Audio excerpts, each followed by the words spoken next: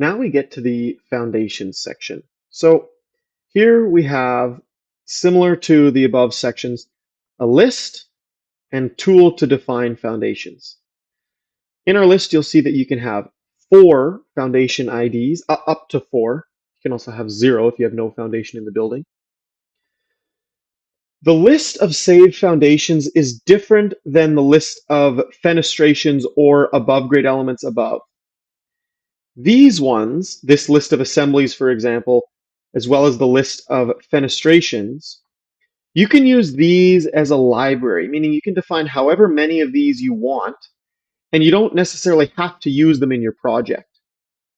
It's a good idea to even make pre-saved files named accordingly so that you don't have to continue to redefine buildings all the time. For example, if you're doing existing homes and you come across a lot of homes that were built in 1980s, and you know that those have 2x4 wall with R12 bats, 16-inch on center spacing, and either stucco or vinyl or wood cladding, you can save a bunch of different options of wall types here and then just choose the ones you need when you get to the actual example.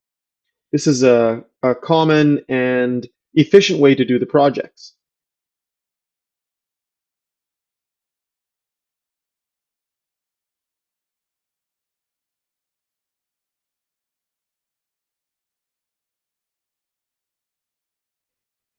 It doesn't matter if you have ceiling IDs or wall IDs or anything that have been defined but not used in your project. That's totally fine. The only thing that will happen is they will display on the results page, but you can hide those manually.